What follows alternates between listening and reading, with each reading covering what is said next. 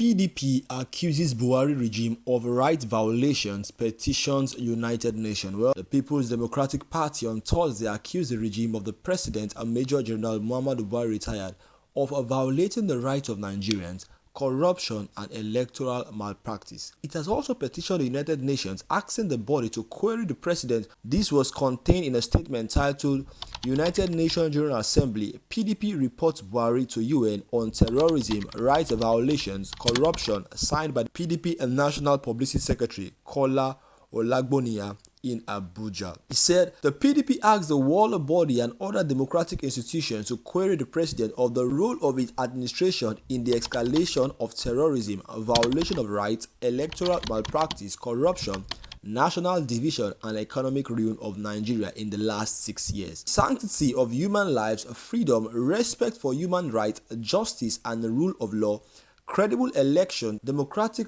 governance, promotion of peace, accountability in governance, economic development, among others, which the General Assembly stands for, have all been violated by Buhari administration.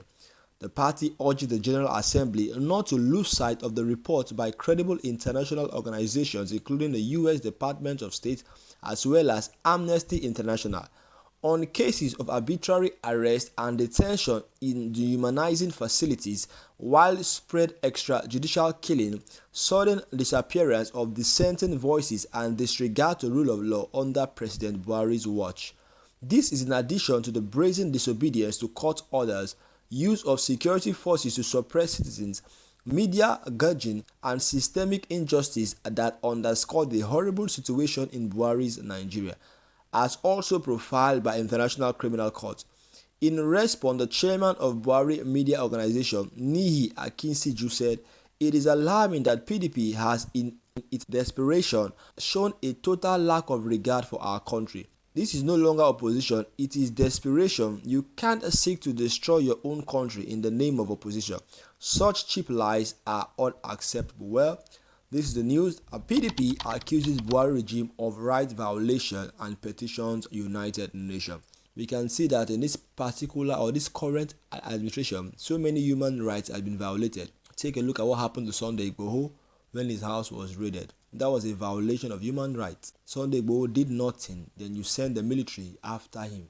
He just came, you raided his house, shot at people, killed people at his house, broke into his apartment, stole things, planted rifles and said that you found rifles in his apartment. So that was a clear violation of human rights. Now, let's also look at the case of Nnamdi Kanu, bringing him down from Kenya down to Nigeria in an illegal way, breaking all international laws and protocols. That is a violation of human rights. Now, looking at the Twitter aspect, whereby Twitter was banned in Nigeria. The president tweeted, Nigerians reported the tweets, and all of a sudden Twitter was banned in the country. So our voices are being silenced, and they are using power, they are using their position as the government to suppress the rights of the citizens. Now let's look at what happened during the EndSARS protests, whereby people came out not holding rifles, not holding ammunition, holding just placards, and still they can't still protest peacefully. We saw whereby police was arresting protesters, locking them up, jailing them in custody. We saw whereby police were chasing them. You even saw stray bullets killing so many. Stray bullets killed so many little girls that were just selling, that were just hawking on the road. That was a complete violation of human rights and against international law and both national law. But still, nothing has been done to these people. When we talk about corruption, we saw what happened in Nigeria. We saw what's happening currently in Nigeria.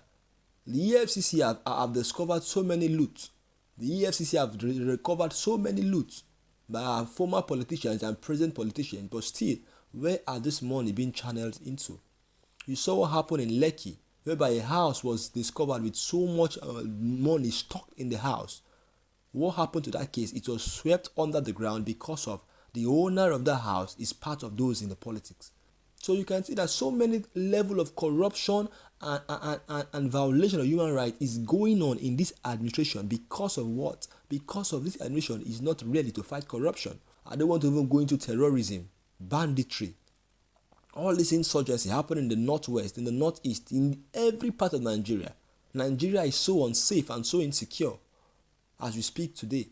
Because of why?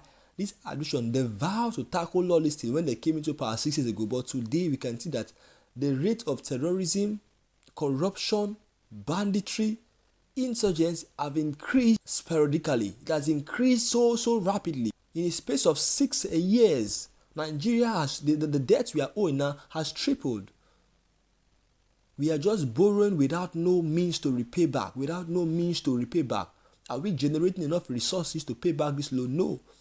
So in other words, this government is acquiring so much loan to keep so that the next coming government will come and suffer for their mistake. This is what we see in Nigeria.